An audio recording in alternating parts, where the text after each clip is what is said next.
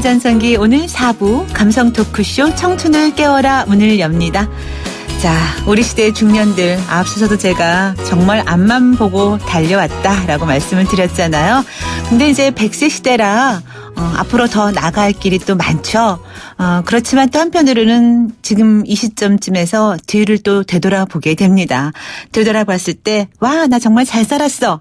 이렇게 생각이 되면 참 좋겠지만 우리들 대부분은 나 너무 앞만 보고 살았는데 지금 돌아다 보니까 이게 뭐지? 나는 어디가 있지? 내 자리는 어디지?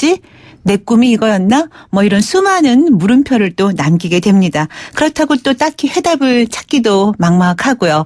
그래서 누군가에게 좀 물어보기도 하고 싶고 전화해서 하소연하고도 싶은데 그것이 또 녹록지가 않죠. 자, 우리는 그래서 다 외로운가 봅니다. 하지만 오늘 저희 4부 함께 하시면 여러분의 그 고민, 외로움, 또 허무함을 좀 달랠 수 있는 시간이 되지 않을까 싶어요. 오늘 감성 토크쇼 청춘을 깨워라. 이 시간에 아무에게도 말할 수 없었던 진심의 저자인 삼성사회정신건강연구소 홍진표 소장님, 지금 또 삼성서울병원 정신건강의학과 교수로도 함께 계시죠. 함께 모셔서 우리 중년들이 공감할 수 있는 좀 속 깊은 이야기를 이 시간에 나눠볼까 합니다. 교수님 안녕하세요. 안녕하세요. 네, 반갑습니다. 네, 반갑습니다. 네, 삼성서울병원 정신건강의학과 교수라고 제가 이제 앞서도 소개를 해드렸지만 동시에 삼성사회정신건강연구소 소장님으로 계시잖아요. 예, 그렇습니다. 네, 그 삼성사회정신건강연구소 어떤 곳인가요? 한 20년 전에 박한상이라고 이제 유학까지 갔다 온 아들이 부모인 100억대 재산을 노리고서 부모를 살해한 사건이 있어서 큰 사회 파장을 일으켰습니다. 네. 이때 삼성그룹의 이건희 회장님이 우리 사회가 이래서는 안 되겠다는 신념 때문에 청소년들의 인성을 향상시키기 위해서 연구라는 기관으로 1996년에 처음 설립된 연구소입니다. 네. 우리나라는 만연한 사회 문제 속에서 정신건강 문제가 열부되어 있는데요. 네. 저희가 초등학교나 중학교에 사용할 수 있는 인성 프로그램과 부모교육 프로그램을 무료로 보급해왔고, 네. 작년에 저희가 교육부에서 유일하게 인정을 받아서 좀 자부심을 갖고 있습니다. 네, 그러니까 인성교육 프로그램이란 게 저는 좀 와닿는데요. 어제도 저희 애청자분들 이제 문자 사연을 보니까 많은 분들이 이제 앞으로 우리 자녀들은 인성교육이 중심이 돼야 되고 뭐 다른 어떤 교육 많이 할 필요도 없다 이런 문자들을 많이 보내주셨어요. 그만큼 인성교육이 중요한 거니까. 그렇죠. 그렇습니다. 특히 이제 초등학교 때부터 학생들이 인성교육이 잘 돼서 주변 사람들과 서로 존중하고 같이 협력하고 할 수 있는 그런 인성을 개발해야만 네. 성인이 되고 노년기까지 네. 행복하게 살 수 있다고 생각합니다. 네. 그러면서 동시에 또 이제 우리 중년이라고 말하는 흔히 4050 그 세대들의 정신 건강을 높이는 거에 대해서도 관심을 많이 갖고 계신 걸로 제가 알고 있어요. 우리 교수님께서.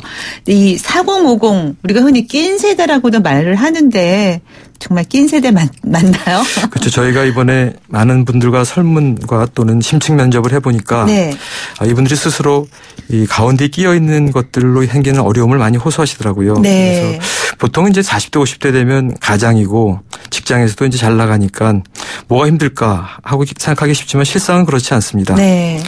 회사에서는 이제 중간 관리자이기 때문에 사장님 눈치도 봐야 되고 신세대 부하 직원들하고도 잘 다스려야 되고 이 가정에서는 또 6.25 전쟁을 겪은 부모 세대와 또 알파고 같은 A와의 바둑 전쟁을 경험한 신세대들과의 인식 차이 속에서 네. 또 은퇴와 노년을 준비해야 되고 또 배우자와 관계에서도 이제는 좀 정립을 새롭게 해야 되는데 쉽지가 않죠. 그래서 네. 이런 딱 허리 역할을 맡은 세대로서 아차하는 사이에는 이제 꼰대나 갑질로 이렇게 불리게 될 위험성이 있기 때문에 네. 사실 쉽지 않은 것 같습니다. 저도 50대이지만 네. 정신과에 다 보니까 친구나 선후배들이 우리 정신건강 누가 도와주냐고 이렇게 네. 하소연하는 소리를 제가 제법 많이 듣습니다. 네, 네. 정말 우리 정신건강은 누가 도와주나 공감이 갑니다. 그리고 아까 말씀 중에 이제 우리 그 4050 중년이라고 일컬어지는 세대는 우리가 그 허리의 역할을 맡은 세대다 이렇게 말씀을 하셨어요. 정말 허리가 중요하잖아요. 우리 몸에서도. 그렇습니다. 네. 네.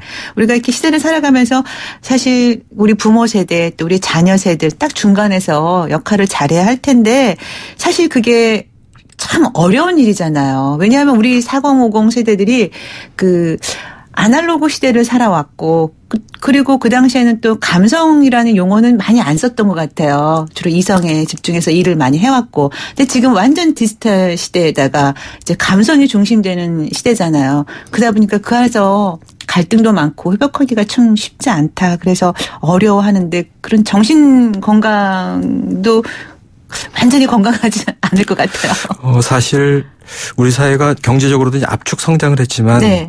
이 사회 문화적으로 사실 이 30년 사이 이렇게 급격한 가치관이나 또 문화의 변화를 겪은 세대가 없기 때문에 네. 바로 그런 것들을 몸으로 체험한 40대 50대들이 그런 새로운 문화에 적응을 하지 못할 경우에는 사실 우리 아랫세대로부터도 외면을 당하고 네. 윗세대들하고도 소통이 잘 안 되는 그런 네. 어려움이 처할 가능성이 매우 높습니다. 네. 그래서 40, 50대를 대상으로 하는 아까 말씀하셨지만 정신건강 실태 심층 면접 인터뷰인가? 네. 그것도 네. 하셨다고요. 네. 예. 사실 저희가 이 40대 50대 자살률이 오히려 좀 증가하는 경향이 있고 네. 또 행복도 조사를 봐도 사실 그렇게 좋지가 않습니다. 이런 걸 보면서 참 우리 10년간 이 중년 세대의 어려움이 커지고 있다는 것을 확인했었기 때문에 네. 저희가 한 40대 50대 1000명을 설문조사를 해서 어떤 회사나 어떤 가정에서의 어려움 또 이를 극복하는 과정에서 질문을 하고 또 척도로는 측정할 수 없는 속마음을 알기 위해서 다양한 분야에서 직장인으로 계신 한 30분을 갖다가 직접 개별적으로 만나서 3시간 정도 심층 인터뷰를 해서 핵심적인 요소들을 정리해서 네. 저희가 이번에 대중서적으로 책을 냈는데 네. 아마 이 우리 생생한 이분들의 목소리를 담았기 때문에 네. 많은 분들이 공감도 할 수 있고 또 실제적인 그 해법이 도움이 될 것이라고 기대하고 있습니다. 네. 근데 이제 그 심층 그 인터뷰를 하셨을 당시에 그 인터뷰에 응했던 사람들은 자신의 그 정신 건강에 대해서 어떻게 생각들을 하나요? 사실 이제 그분들도 약간 이제 나이가 있으시니까 정신건강 얘기를 하면 벌써 조금 거부감을 표현을 하셨습니다. 네. 사실 정신건강은 이제 미친 사람이라든지 예전엔 좀 그랬죠. 네. 우울증이나 뭐 그런 정신장애를 먼저 떠오르기 때문에 네. 그런 것 같은데요. 그래서 저희가 회사에서 일하실 때 몸의 건강만큼 정신적인 건강도 중요하지 않느냐. 네. 또 회사나 가정에서 스트레스를 어떻게 관리하는 방법 했는지를 이렇게 물어보시니까 비교적 솔직하게 말씀해 주셨는데요. 네. 실제 이분들이 사회적으로 잘 성공적이신 분들이지만 5명 중에 4명은 정신적으로 아주 힘든 시기를 겪었고 네. 그 어려움을 겪으면서 참 인생에 대해서 많이 배웠다라는 얘기를 해 주셨고요. 네. 우울증 설문상으로도 한 30% 분이 가벼운 우울증을 20%에는 상당한 우울증을 현재 경험하고 있다고 보고해서 네. 사실 5명 중에 1명 정도는 사실 상당한 좀 우울한 상태에 있는 게 아닌가라고 저희들이 판단하게 됐습니다. 네. 제가 오늘 이제 우리 교수님 나오신다는 얘기를 듣고 내 건강 상태에 대해서 좀 상담을 받아야겠다. 내가 먼저 상담을 받아야 돼. 방송하기 전에 이렇게 농담 삼아 말을 했는데요. 진짜 저희 그 중년이라는 세대들이 사실은 뭐 다 예전보다 젊어 보이고 뭐 건강 상태도 좋다고 하지만 정신적으로는 상당히 복잡한 것 같더라고요. 여러 가지 면에서. 네. 예, 그렇습니다. 그래서 사실은 우리나라 이제 노인들 자살률이 좀 높긴 하지만 이 대부분 국가에서 40대 50대가 자살률이 제일 높고요. 네. 또 스트레스 정도만을 비교하더라도 실은 일은 하고 있지만 물론 젊은 세대들은 이제 직장도 없어서 고통받고 있긴 하지만 일은 하고 있지만 그들 삶의 진로만 따져보면 사실은 20대보다 사실 나을 게 없는 그런 삶을 살고 있다고 보는 게 더 객관적인 얘기인 것 같습니다. 네. 그러니까 그래서 이제 많은 중년들이 나는 뭐 했지? 그래, 이제부터 내가 하고 싶은 거 해야 돼. 나를 찾아야 돼. 내가 중심이야. 이런 얘기들을 많이 하거든요. 근데 그런 얘기들은 하지만 실제로 또 행동으로 참 옮겨지기가 쉽지가 않은 것 같아요. 저도 그렇게 생각합니다. 네. 그래서 특히 이제 40대, 50대 분들은 지금까지 이제 직장에서 또는 사회에서 자기 성취만을 생각하며 살아왔지 자신의 직장에서 떠난 뒤에 또 앞으로 남아있는 100세 건강까지의 그런 긴 여정 동안 네. 하기 위해서 자기가 어떤 준비를 해야 될지에 대해서는 생각할 겨를이 없으셨는데요. 네. 이제부터 이제 그런 욕구들이 분출해 나오는 게 아닌가라고 생각합니다. 네. 그런 이제 인터뷰를 하시다 보면 4050 세대들이 이제 뭐 허리 역할을 해야 되고 허리 역할이다. 그리고 역할이 참 중요하다고 말씀을 하셨는데 어떤 부분에서 가장 힘들어한다고 생각하시나요? 저희들이 주로 이제 40대 50대 직장인들의 초점을 맞췄는데요. 네. 이분들이 우선적으로 하시는 말씀 다 직장 이야기였습니다. 네. 회사 생활 할 만큼 했고 자기가 초입사원일 때는 이 자리에 오르면 좀 편하겠지 했는데 아직도 왜 이렇게 힘들고 어렵다고 하는 생각이 드는지 모르겠다고 하시고 네. 또 그 이유를 들어보면 대부분 이제 직급이 올라갈수록 또 가중되는 스트레스 때문인데요. 어떤 성과에 대한 압박 또 자신 생존을 위해서 사내에서 이제 인간 관리를 하는 것들의 어려움, 네. 또 퇴직하는 것에 대한 위협 이런 것들인데요. 사실 뭐 성과에 대한 압박이 하면 그렇다 치더라도 이 직급이 올라갈수록 다른 부서나 또는 팀의 위아래 사람들을 입장을 보살피는 일들이 많다 보니까 마치 정치를 하는 것과 마찬가지라서 딱 눈앞에 보이는 것 말고도 미묘하고 세세하게 신경 써야 될 부분들이 많다고 하셨습니다. 네. 그런 와중에 자칫 정신을 못 차리고 쫓겨나는 게 아닌가 하는 생각 들고 실제 구조조정 같은 위협이 있다 보니까 회사에서 마치 벼랑 끝에서 떨어지지 않기 위해서 아둥바둥하는 같은 느낌을 느끼면서 살아가고 있다고 말씀을 하시더군요. 네. 저희 이 아둥바둥하면서 살아가고 있다라는 이제 그 말씀을 하실 때 얼핏 든 게 또 중년들이 많이 하는 말이 하루살이처럼 살고 있어. 하루살이 인생이야. 이런 맞습니다. 얘기 우스갯소리를 하잖아요. 사실 그게 우스갯소리가 아니라 얼마나 마음 아픈 얘기일까요. 그렇죠? 네, 그렇습니다. 네. 하루살이 같은 인생. 아, 정말. 지금 2514님께서 문자 주셨는데요. 우리 세대의 대부분은 정말 앞만 보고 달려왔죠. 하나 후회 없어요. 아이들이 모두 건강하게 잘 자라서 사회의 한 일원으로 잘 살고 있으니까요. 네. 아유, 좋으시겠어요. 근데 이렇게 우리 이제 부모 세대들 또 우리 4050 세대들은 내가 힘들어도 우리 자녀들이 잘 되면 그걸로 행복을 이제 뭐 우선순위에 둔다고 할까요? 그렇게 하시는 거예요. 지금 보는 것도 네. 자녀들이 잘 되는 것이 행복이다 하는데 이제 시대가 변하다 보니까 자녀의 행복도 행복이지만 내 행복이 우선시돼야 된다. 이런 얘기들을 또 많이 하는데. 네, 그거 옳은 말씀이십니다. 사실 저는 정신과에 있다 보니까 그 병원에 오시는 분들의 속마음을 들을 수가 있는데 네. 자녀가 잘 돼도 사실은 자기 노년기가 돼서는 외롭고 자기에 대해서 이렇게 감정적으로 배려해 주는 사람이 없고 이런 체험들을 많이 하십니다. 네. 자식도 없고 지나고 보니까 정말 내가 더 중요했었는데 내가 직장과 또는 그냥 애들만 잘 키우면 된다는 생각들이 조금 어리석은 것 같다라고 말씀하시는 분들이 많습니다. 네, 네. 아까 이제 말씀 중에 직장인들을 대상으로 이제 심층 인터뷰를 하셨는데 그때 그 직장 인생 그래프를 그려보라라고 했다고 네. 이제 책에 그렇게 권유를 하셨던데 직장 인생 그래프라는 게 어떤 건가요? 그래서 저희가 이 심층 인터뷰를 해보니까 직장 생활에 만족감을 느끼고 잘하시는 분들 보면 이 내가 직장에서 월급값 이상의 기여를 하고 있다는 자부심을 지켜나가는 것이 이 정글 같은 회사 생활에서 힘을 잃지 않게 하는 중요한 노하우라는 것들을 이제 말씀을 하시더라고요. 네. 그래서 이런 자부심을 되새기는 방법으로서 직장 인생 그래프를 저희가 제안했는데요. 이 큰 종이에다가 중앙에 줄을 긋고 신입사원 때부터 지금까지 직장과 부서, 직급 이런 것들을 이제 연도별로 체크를 하신 다음에 수직으로는 이제 좋았을 때하고 나쁜 정도를 표시해서 하나의 선으로 연결해 보면 가장 높이 올라간 시점에서 그러니까 내가 잘 나갈 때죠. 네. 그때는 내가 어떤 장점을 발휘했는지 가장 낮을 때 힘들었을 때는 내가 어떤 힘으로 극복했는지를 간단히 적어보는 것입니다. 네. 이렇게 직장 인생 그래프를 그려보면 그때는 정말 내가 잘했다. 이건 나 아니면 해결하지 못했을 거야 라는 경험들을 꼭 찾아내시고요. 또 이렇게 뿌듯해하실 때에도 또 정말 위기였을 때에도 자신의 기질과 강점으로 그 시기를 넘겼고 회사가 그것을 인정해서 나에게 이런 직급과 월급을 주는 것이다 라고 이렇게 생각을 하시게 되기 때문에 네. 그걸 통해서 자부심을 더 찾고 자신의 강점을 확인하는 그런 시간을 갖게 되겠습니다. 네. 그러면서 이제 지금 내가 해야 할 일도 그 하나 좀 또 새롭게 발견이 될 수가 있겠네요. 그럼 실질적으로 이런 직장 내에서의 이제 그 어려움이 닥쳤을 때 극복하려면은 어떤 것들을 잘 해 나가야 될까요? 그렇죠. 사실 이 자부심만으로 다 해결되는 것은 아닙니다. 네. 그리고 그때그때 맡은 업무를 좀 잘 해결해 하셔야지 아무래도 이제 인정을 받게 되기는 하겠지만요. 구체적으로 이런 어려움을 극복하는 방법들은 뭐 회사의 규모나 직종에 따라 다르긴 하지만 저희가 발견한 공통점은 일을 잘 하기 위해서는 또 잘 쉬어야 된다는 것입니다. 네. 지금 40대 50대 분들은 매일 늦게까지 야근하거나 또 주말에도 일하고 뭐 밤에도 이제 만나는 사람들이 좀 일과 관련된 사람들을 만나서 그 삶을 영위하고 계신데요. 네. 그런 것이 결국은 이제 자기 자신을 소진시켜서 성과에도 도움되지 않는다는 것을 절실하게 느끼고 계셨습니다. 그래서 성공적인 직장 생활 하신 분들은 직장에서 잘 하기 위해서라도 운동을 하거나 또 취미 생활하거나 종교 생활을 통해서 몸과 마음이 진정으로 휴식할 수 있는 시간을 확보했고 또 그 힘으로 일할 때는 집중해서 일을 하시는 경향이 있었습니다. 네, 자신을 위한 시간을 이제 좀 보내야 된다는 말씀이시군요. 네, 그렇습니다. 네. 그리고 또 직장 생활에서 가장 큰 스트레스는 이제 퇴사나 은퇴에 대한 두려움인데요. 네.